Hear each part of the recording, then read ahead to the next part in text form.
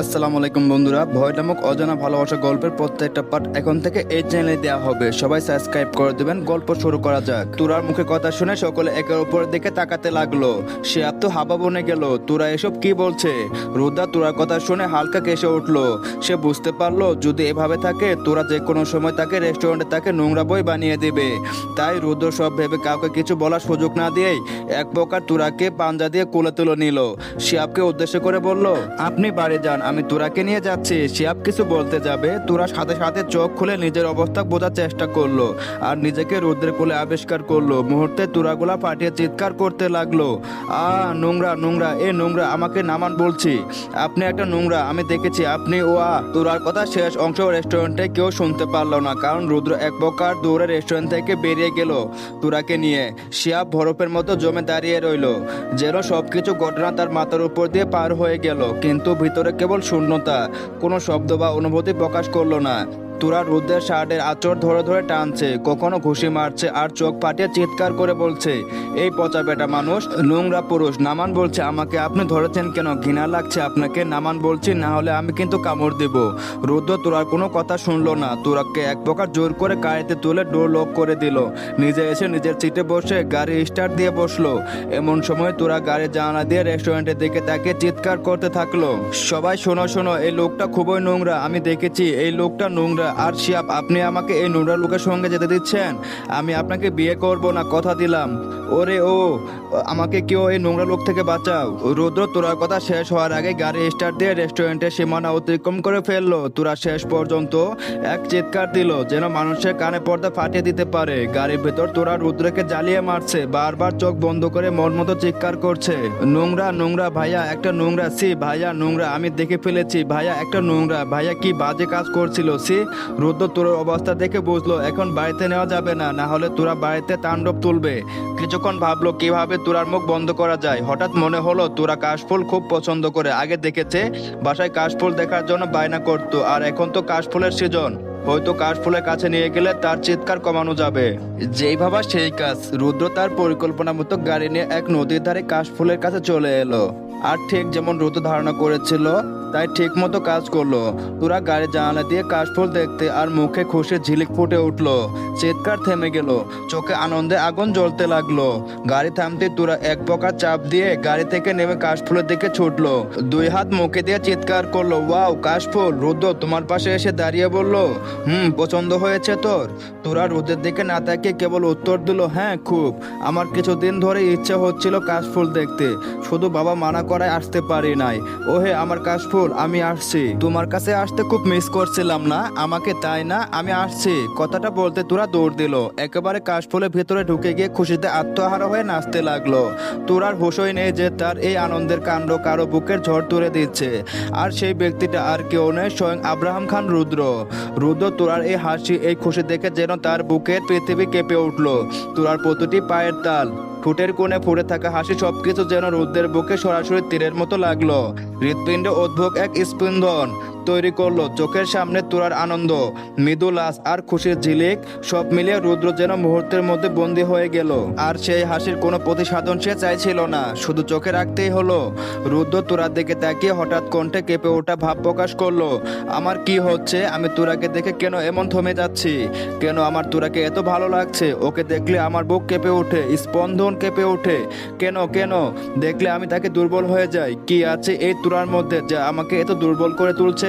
মুহূর্তে রুদ্র নিজের মাথায় হাত বুলাতে বুলাতে চুল টেনে ধরলো, যেন নিজের মনকে খুঁটিয়ে খুঁটে যাচাই করতে চাইছে, নিজের অনুভূতি গভীরে নামতে চাইছে। এই অদ্ভুত দুর্বলতা, এই অচেনা উত্তেজনতা, এই এক ধরনের তাড়না যা তার ভিতরে আগে কখনো অনুভব হয়নি, যা এখনো তুরাকে দেখার পর থেকে হচ্ছে। রুদ্র নিজের ভিতরে নিজের সাথেই লড়ছে, ঠোঁট নড়ছে ধীরে, চোখে কাশফুলের আলো ছায়া, কিন্তু মনের ভিতরে এক প্রচন্ড অস্থিরতা। সে নিজের মনকে উদ্দেশ্য করে নিচু গলায় বলে উঠলো, আমার মন, তুই যে তুরাকে চাইছিস, তুরা কি তোকে চাইবে? তুই তো কত মেয়ের সঙ্গে নিজের অস্তিত্ব নষ্ট করেছিস, এবং কি আজ তুই তোরার সামনে একটা নোংরা লোকের পরিণত হলি। আমি তো ওকে কাশফুলে নিয়ে এসেছি শুধু এজন্য যেন ও আমাকে আর নোংরা না বলে, আমার আসল রূপটা যেন ঢেকে থাকে। তাহলে এখন কেন আবার ওর দিকে টেনে নিচ্ছিস বল? আমি যদি সত্যি ওর প্রতি আসক্ত হয়ে যাই তাহলে তো আমি শুধু নিজের ভালো চাইবো, ওর কি ভালো হবে না খারাপ হবে সেটা আমি দেখবো না, প্লিজ আর তাকাস না ওর দিকে, শান্ত হ, এখানে থেমে যা, এই চোখ দুটোকে আটকিয়ে দে, বন্ধ করিয়ে দে, এখানে তোরার দিকে আর তাকাস না রুদ্র, না তাকাস না। এই কথাগুলো বলতে বলতে রুদ্রের গলা কেঁপে উঠলো, বুকের ভিতরটা ভারী হয়ে উঠলো, যেন নিজের ওই ভিতরে ডুবে যাচ্ছে। নিজের মনকে বোঝাতে চায়, কিন্তু মনটা যেন তুরার হাসির আলো প্রতিবার নতুন করে জেগে তুলছে। রুদ্র ধীরে ধীরে তুরার দিকে এগোতে লাগলো, প্রতিটি পদক্ষেপ বুকের ভেতর ধুকবুক শব্দটা আরো জোরে পাচ্ছে।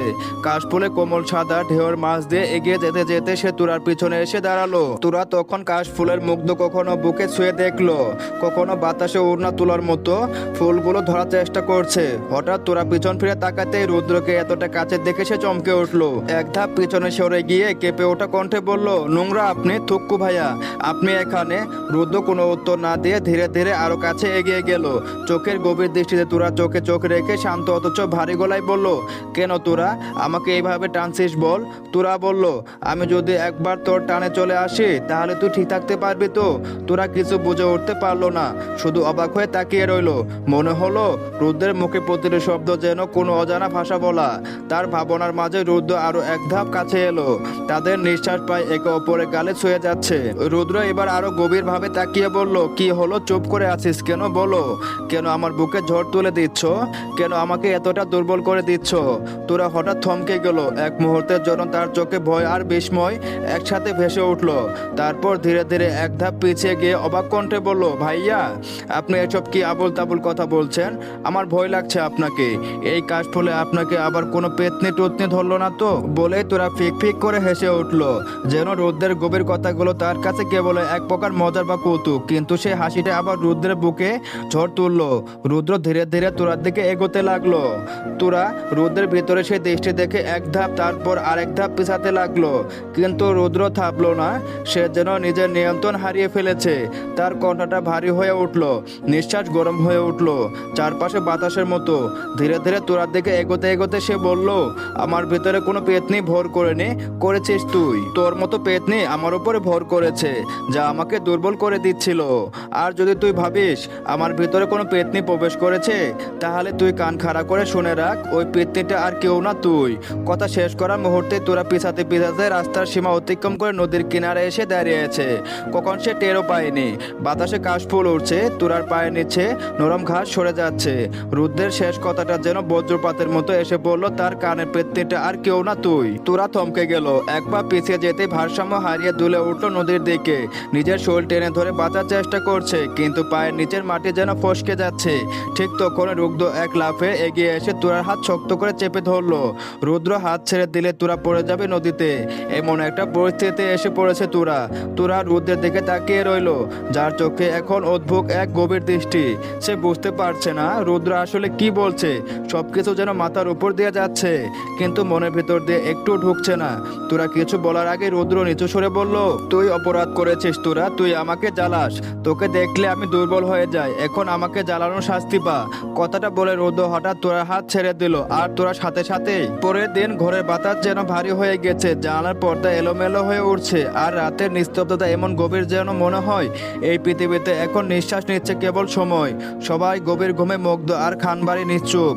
কেবল ঘরের টিকটিকি শব্দটুকু যেন বাতাস সেদ করে বেজে চলেছে। কিন্তু সবার চোখে ঘুম থাকলে রোদের চোখে নেই। সে রুমের সোফায় বসে আছে, এক পা আরেক পা পায়ের উপর তুলে, নিস্তব্ধ। ঘরের টিক টিক শব্দ শুনছে মনোযোগ দিয়ে, মনে হচ্ছে কোনো কিছুর অপেক্ষায় আছে সে। তার দৃষ্টি স্থির, ঠোঁটের এক অদ্ভুত শান্ত হাসি, যেন জানে এখন যা ঘটবে তার সবকিছু বদলে দিবে। এদিকে তোরা তার রুমে, হাতে রোদের দেওয়া গিফটের বক্স। কৌতূহল ভরা দৃষ্টি ধীরে ধীরে বক্সটা খুললো, আর মুহূর্তে চোখ কপালে উঠে গেল। ভিতরে রাখা আছে এক জোড়া অসাধারণ ডায়মন্ডের বালা, যা ঘরের আলোয় ঝিলিক দিচ্ছে একদম মুক্তোর মতো। তোরা নিঃশ্বাস আটকে তাকিয়ে রইল সেই বালার দিকে, যেন ওর চোখের দৃষ্টি আর ওখান থেকে সরানো সম্ভব নয়। তোরা কাঁপা কাঁপা হাতে বক্সের ভিতর থেকে সেই বালা দুটি বের করলো, হাতের তালুতে রেখে কিছুক্ষণ তাকিয়ে রইল। তারপর একে একে কবজিতে পড়তে লাগলো। বালা দুটো হাতে পড়তে ঘরের আলো যেন আরো উজ্জ্বল হয়ে উঠলো, যেন সে ডায়মন্ড ঝিলিক ছুঁয়ে দিচ্ছে তোরার মুখের হাসিকে। নিজের প্রতিচ্ছবি আয়না দেখে তোরা নিঃশব্দে হেসে উঠলো। ও কখনো ভাবেনি রুদ্র তাকে এমন দামি উপহার দিবে।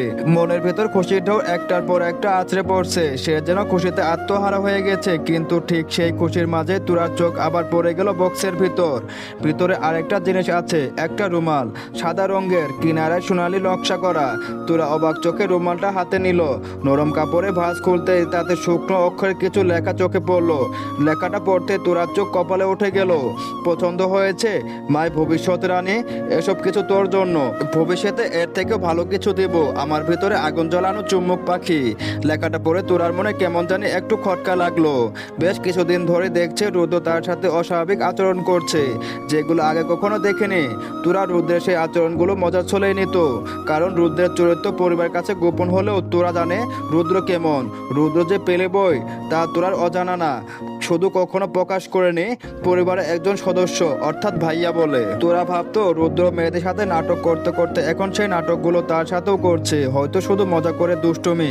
কিন্তু যতই সময় যাচ্ছে ততই রুদ্রের আচরণ আরো অস্বাভাবিক হয়ে উঠছে। মনে মনে এসব ভেবে তোরার মনটা হঠাৎ উল্টে গেল। নিজেকে নিজে ধমকে সুরে বলল, আমি এসব কি ভাবছি? ছি, ভাইয়া হয়তো প্লেবয় হতে পারে, তাই বলে সে আমার সাথে সেরকম কিছু করবে? আমি তো ভাইয়ার বোন, তার পরিবারের একজন সদস্য, আমাকে কেন ওই চোখে দেখবে? তুই না মাথা ঠিক কর, কালকে তুই শিহাবের বউ হতে যাচ্ছিস আর তুই ভাবছিস অন্য বেটাকে নিয়ে। তোবা তোবা। তোরা নিজেকে নিজে বকে শান্ত হলো। বুকা তোরা, বুকের ভিতর যা ভাবছে সেটা পুরোপুরি বুঝলো না, মনে হলে যেন অবুঝের মতো রয়ে গেছে। তারপর ধীরে ধীরে রুমালটা চারপাশে ঘুরিয়ে দেখতে লাগলো। চোখ শুধু রুমালের দিকে, অনেক সুন্দর রুমালটা, যা তোরার খুব পছন্দ হয়েছে। মনে মনে বলল, রুদ্র ভাইয়া সত্যিই পছন্দ আছে বলতে হবে। হঠাৎ তোরার মনে হলো রুদ্র সাথে বলেছিল রুমালটা গ্রান নিবি, দেখবি পাগল হয়ে যাবে। রুদ্রের কথা মনে পড়তে তোরা আর দেরি করলো না, সঙ্গে সঙ্গে রুমালটা নাকের কাছে নিয়ে বড় বড় একটা নিঃশ্বাস নিল। গ্রান নেওয়ার সাথে সাথে বুঝতে পারলো সত্যিই অসাধারণ সুন্দর একটা গ্রান, যা তার কাছে একদম প্রিয় হয়ে গেল। তোরা আরেকবার গ্রান নিল, এবার আরো মনোযোগ দিয়ে। যতই তোরা গ্রান নিচ্ছে ততই তার ইচ্ছে আরো বেড়ে যাচ্ছে, আরো নিতে, আরো অনুভব করতে। অনেকক্ষণ এমন করার পর তোরার মাথায় হঠাৎ কেমন জানি চক্কর খেতে লাগলো। শরীরে সবকিছু কেমন জানি মাতাল লাগছে, মনে হচ্ছে পুরোটা পাগল পাগল, একদম নেশার মতো অনুভূতি ভর করছে প্রতিটি কোণে। সবকিছু কেমন জানি দুইটা দুইটা করে দেখছে তোরা। হাতে থাকা রুমালের দিকে তাকিয়ে দেখে দুইটা রুমাল।